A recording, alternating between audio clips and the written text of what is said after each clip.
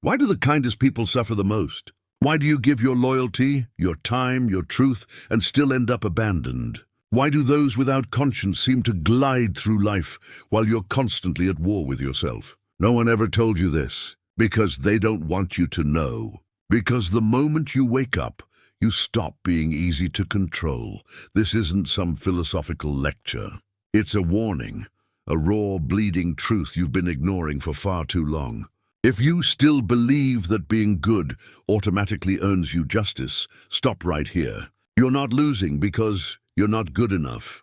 You're losing because you don't realize you're in a game. And worse, you're the kind of player who doesn't even know the rules. Machiavelli never told you to be evil. He told you to stop being naive, to understand that in this world, the survivor is not the nicest person. It's the one who knows when to stay silent, when to be cold, and when to disappear without warning. If you're still clinging to the fantasy of a fair world, prepare to be shattered, because what you're about to hear will burn through everything you were taught about morality, goodness, and yourself. So ask yourself, are you ready to hear the truth? If not, turn this off. If yes, then be quiet and listen.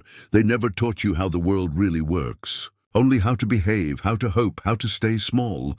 You were raised to believe that if you just worked hard, stayed loyal, kept your head down, and did what's right, everything would eventually work out. But no one taught you how to survive betrayal. No one warned you that your kindness could become currency in someone else's manipulation. No one prepared you for the silence that follows after you've given your all and received nothing in return. This is the pain they never put in school books. The pain of watching those you trusted walk away when you're no longer useful. The pain of realizing your goodness was never reciprocated. It was exploited, not because you were weak, but because you believed the game was fair.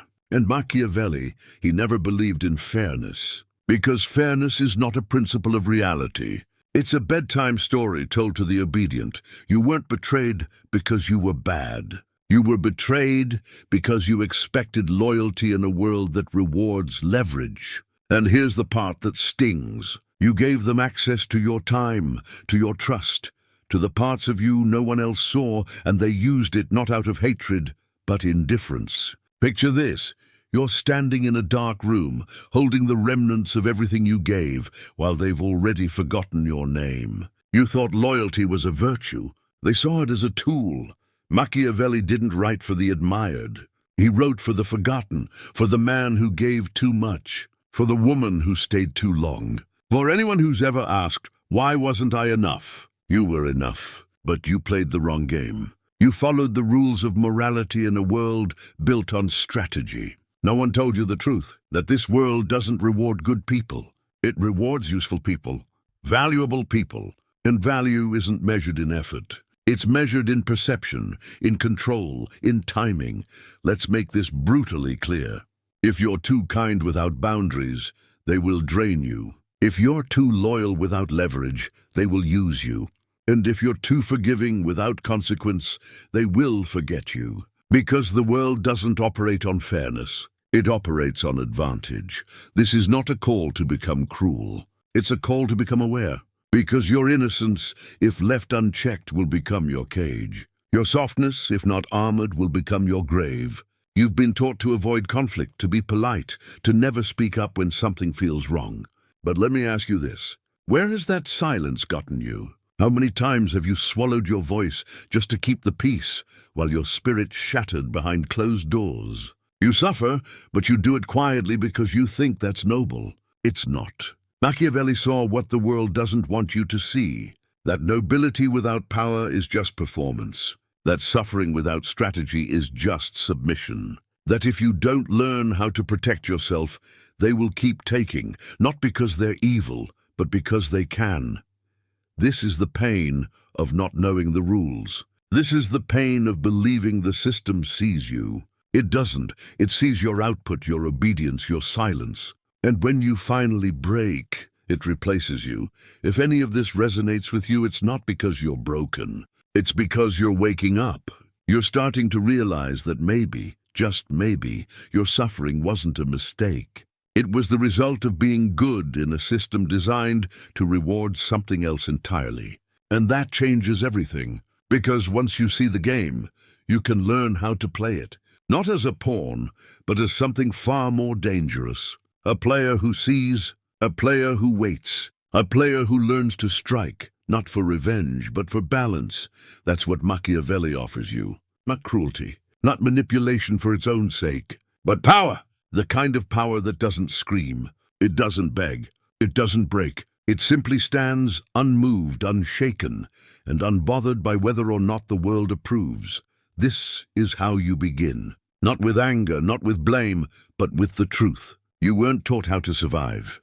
So now you will teach yourself. And before we move on, ask yourself this. If this pain was never personal, only systemic, what happens when you finally stop playing by their rules? The answer starts now. They dressed it up, made it sound noble. Taught you that kindness was a virtue, that politeness was power, that if you just stayed generous, humble, and soft, life would eventually reward you. But here's the truth. Kindness without clarity is a trap. Kindness without boundaries is a weapon wielded against you. And kindness without awareness is not virtue. It's submission dressed in morality. They told you to do the right thing, but never explained who defines right. They said turn the other cheek, but never taught you how to defend yourself. They glorified sacrifice, but never showed you who profits from it. Machiavelli saw through the game. He saw that society doesn't reward kindness. It rewards usefulness. It rewards leverage. It rewards those who understand the system and bend it quietly.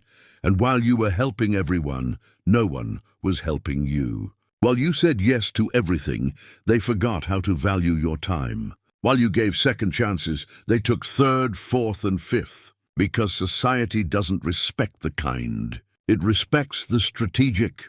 The one who knows when to say no, when to walk away, when to give, and when to withhold. You weren't taught that. You were trained to be agreeable, to avoid conflict, to be liked. But being liked is not the same as being respected. And being respected is not the same as being safe. You can be loved by everyone and still be used by all of them. Because people don't always treat you how you deserve. They treat you how you allow. Let that sink in. If you tolerate disrespect, you invite it. If you're always available, you become invisible. If you never set a boundary, they'll push until nothing's left of you. This doesn't mean you stop being kind. It means you redefine kindness. Real kindness has a spine. Real kindness says enough. Real kindness protects itself first, then gives from overflow, not emptiness. There is no virtue in being exhausted. There is no nobility in letting yourself be used. There is only silence followed by regret. And while you're still wondering if you're being too harsh, they're calculating how far they can go before you snap. You think saying yes makes you a good person? It doesn't. It makes you easy. Machiavelli would tell you a wise man knows when to appear kind, but a wiser one knows when that kindness must end. Because fake morality is a prison. It keeps you apologizing for things you never did. It keeps you soft in situations that demand steel. Stop asking, what will they think of me? Start asking, why do I need their approval? Kindness is not approval seeking. It's strength under control. So here's the new rule. Be kind but unpredictable. Be generous but selective. Be forgiving but not forgetful. Be good but never easy. Because in a world that teaches you to sacrifice, the most powerful thing you can do is stop bleeding for those who wouldn't give you a drop in return. That's not cruelty. That's self-respect. And self-respect is where real power begins. And now ask yourself, what if your kindness wasn't the problem? What if it was just unguarded? Let's fix that. You've been told that showing emotion is a sign of authenticity, that it's strength to cry, that it's brave to be vulnerable. But let me ask you something brutal. When has your vulnerability ever protected you in a negotiation? When has your honesty ever stopped someone from betraying you? When has your emotional openness ever made the ruthless more merciful? Exactly. Machiavelli never said emotions were bad. He said they were dangerous. Not because you feel them, but because others see them. And once they do, they know exactly where to strike. In the game of power, visibility is liability. Your anger, they'll provoke it. Your love, they'll leverage it. Your guilt, they'll weaponize it. The truth is simple. He who controls his emotions controls the room. He who loses his emotions loses leverage. Do not misunderstand this. You are allowed to feel everything, but you are not allowed to reveal everything. Control is not suppression. Control is direction. It is taking that fire and choosing where it burns. And more importantly, who it touches. The world teaches you to react, to post, to rage, to explain. But reaction is a gift to your enemies. Silence is a sword they cannot block. They expect you to fall apart. They expect you to defend yourself, to justify, to apologize. So what happens when you don't? What happens when you simply observe, unshaken, unfolding the situation like a strategist? Not a victim, not a pleaser, but a surgeon of perception. That's when fear shifts. It's no longer you fearing them. It's them questioning you, because emotion makes you predictable, but control makes you terrifying. They don't know how much you've seen. They don't know what you're planning. They don't know where your line is. And that unknown, that is power. This is not about becoming cold. It's about becoming untouchable. Because emotional discipline is not the absence of humanity. It's the presence of clarity, and clarity is rare. It's uncomfortable, it's threatening, especially to those who manipulate through confusion. The world will call you distant, aloof, arrogant. They will beg for your reaction.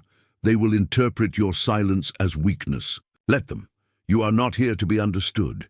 You are here to be effective, and effectiveness requires edge. Look at history. The leaders who ruled empires did not speak with trembling voices. They didn't explain their every move. They mastered the art of presence. They walked into rooms and shifted gravity, not with noise, but with restraint. Because emotion is loud, but power whispers.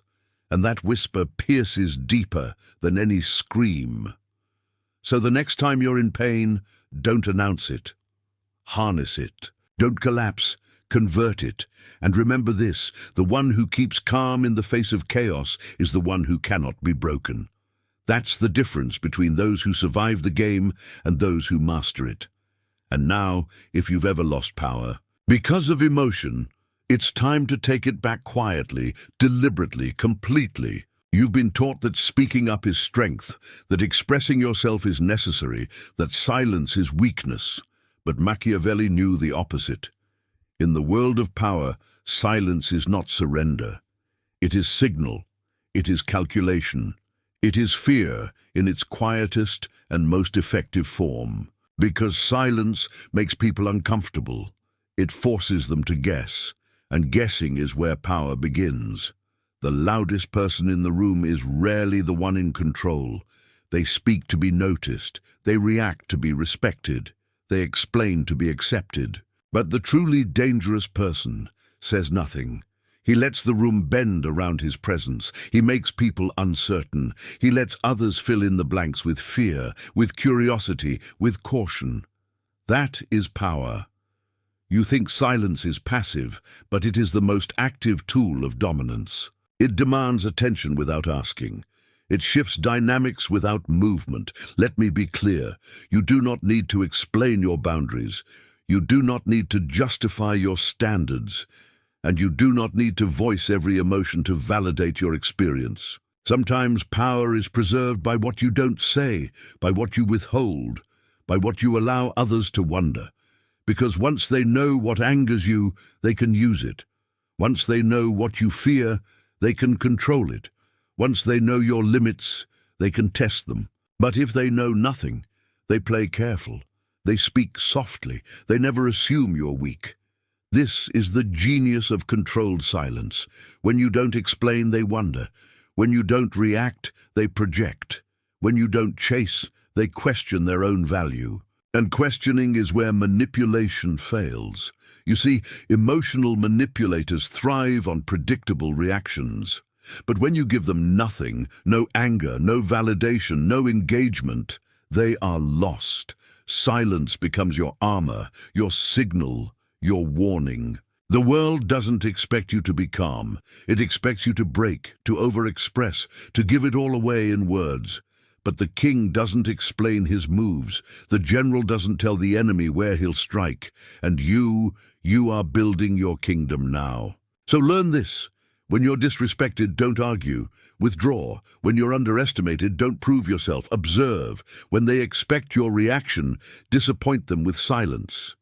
Because reaction is often weakness in disguise. But restraint is unmistakable power. You don't have to scream to be heard. You don't have to prove to be seen. You don't have to talk to be felt. You just have to be unshakable, unmoved. And that begins in silence. The kind of silence that makes them question everything. What you know, what you want, what you're willing to do. That is the language of the powerful. Feel it, master it. Those who do don't get crushed. They do the crushing. And now, if the world's noise has buried your presence, it's time to become the quiet they can't ignore. Machiavelli said it clearly, it is not enough to be powerful. You must appear powerful, because in this world, perception is reality, and whoever controls perception controls the game. People don't follow truth, they follow certainty. They follow confidence. They follow the illusion that someone knows what they're doing. And the master of power doesn't need to control facts. He only needs to shape how those facts are seen. That's why incompetent men rise. They understand image. That's why the honest worker gets overlooked. They don't know how to perform. That's why lies told boldly often win over truths spoken timidly.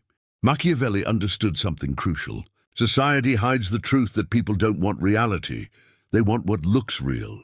So if you don't shape their perception of you, they will. And they will always shape it to your disadvantage. You think honesty speaks for itself, but it doesn't.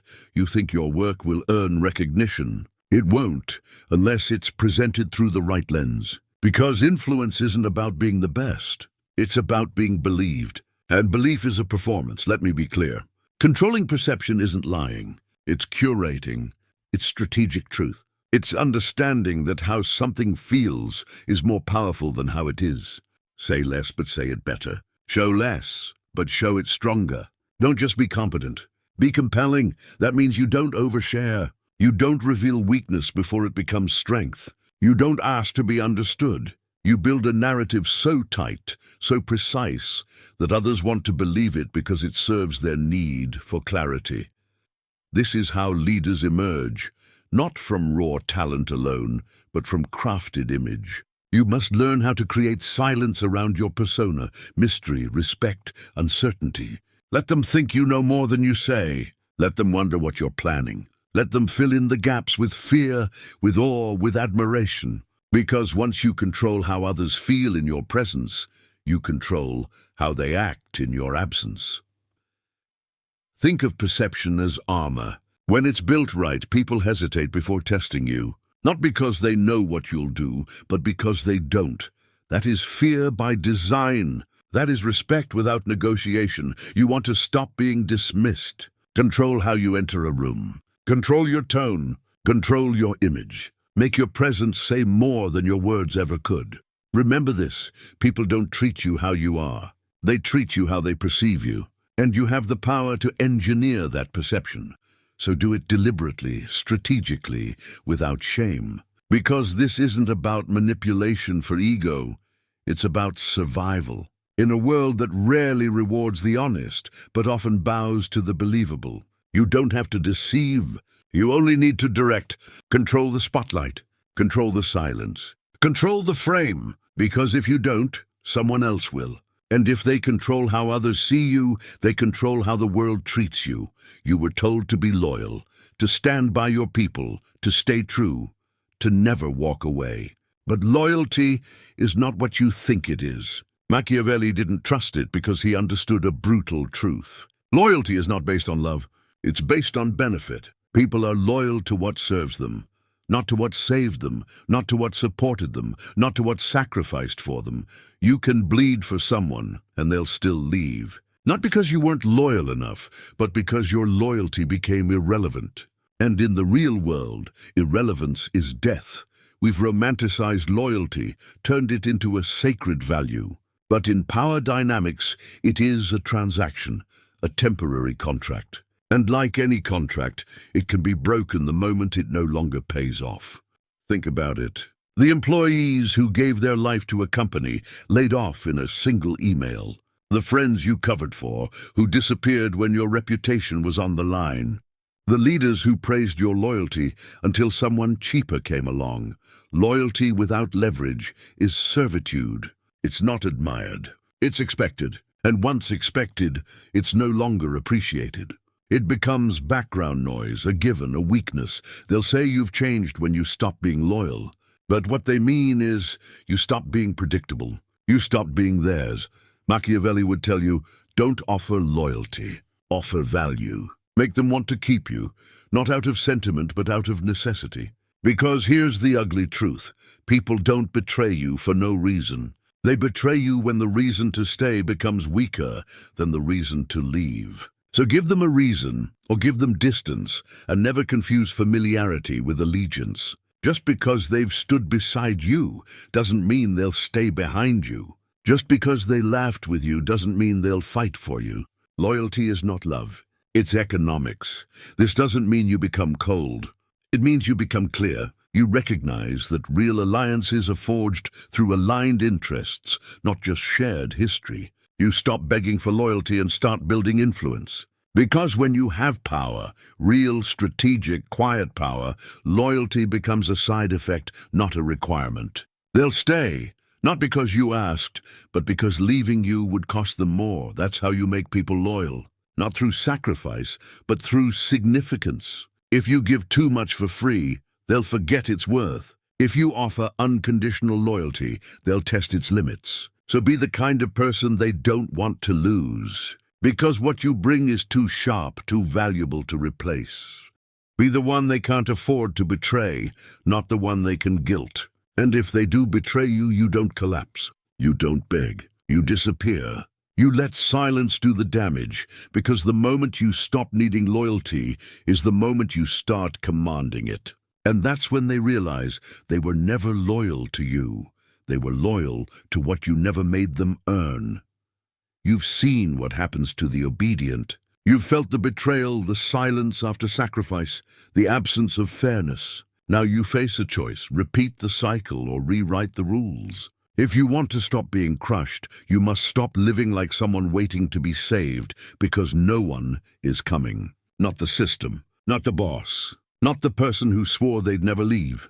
And that's not a tragedy. That's freedom. Machiavelli never said life is fair. He said power is earned, not by begging, but by building. So build a mind they can't manipulate. Build a presence they can't ignore. Build boundaries so clear they echo before you speak. This is not about revenge. It's about reconstruction. It's about reforging your identity into something unbreakable. Start by studying the rules, not to obey them, but to understand how to bend them. Know when to play invisible. Know when to say less. Know when to walk away, not as defeat but as dominance. Because strength is not always confrontation. Sometimes it's detachment. Sometimes it's being so grounded that chaos cannot reach you. The world expects you to be reactive. They expect you to panic, to fight for their validation, to chase their crumbs. So don't meet their expectations. Withdraw your energy from places that don't deserve it. Starve the systems that feed on your compliance. And while they scramble for attention, you build leverage. Learn skills that can't be ignored. Create value that doesn't beg. Develop a presence that speaks before you do. You don't need to roar. You need to rise quietly, strategically, like a shadow that becomes unavoidable. This is not arrogance. This is authorship. Finally realizing that your life was never meant to be lived by their design. So design your own. Set your standards. Enforce your space. Refuse to explain your evolution. The right people will adapt. The wrong ones will fade. Let the Machiavelli would tell you, the lion survives by strength, the fox by cunning. But the one who blends both becomes untouchable. You must become both, not by discarding your morals, but by protecting them with fire. Because good intentions without protection are just invitations for exploitation. So protect them. Be kind but calculated. Be generous but guarded. Be open but not exposed. Your softness is not the problem. Your lack of strategy is fix that. Because in this world, goodness without strength is silence, and silence without presence is death. But presence backed by clarity, that's power. The kind of power that never begs to be seen. It demands nothing, yet takes everything it chooses. And once you taste that, you'll never go back. And when they wonder how you changed, let them. Because you didn't just survive, you rewired the rules. This isn't a motivational speech. It's a wake-up call. Because no one told you the price of being blind. No one told you that in a world ruled by perception, loyalty, and silence, the kind-hearted often become prey. You thought being good was enough. You thought doing the right thing would protect you. You thought your pain meant something, that your sacrifices would one day come back around. But now you know they don't. Not unless you change. Not unless you stop waiting for justice and start creating your own terms. This isn't about becoming ruthless. It's about becoming responsible for your own power. It's about owning the space you've always shrunk yourself to fit into and realizing that the world never hated your goodness. It just loved your compliance. Machiavelli didn't write for kings. He wrote for survivors, for those who got tired of being used, for those who were done being stepped on, dismissed and silenced. He didn't teach you to destroy. He taught you to endure with intention, to rise not blindly but strategically, to speak only when silence has done its job. You don't have to become heartless, but you do have to become clear, because clarity is the antidote to manipulation, and presence is the death of exploitation. So ask yourself, who benefits when you stay quiet? Who profits when you stay small? And what would your life look like if you stopped waiting for permission to take up space? This isn't the end. It's the first page of a new script, written by you, played by you, defined by no one. No more hoping to be chosen. No more bleeding for applause. No more mistaking obedience for virtue. You've seen the lie. Now you choose the truth, not to be feared, but to be free. Now tell me, are you ready to become untouchable? Then start here. One thought at a time. One boundary at a time. One quiet move at a time. The world won't save you. But you can write the story where you no longer need to be saved. And that is the first taste of real power.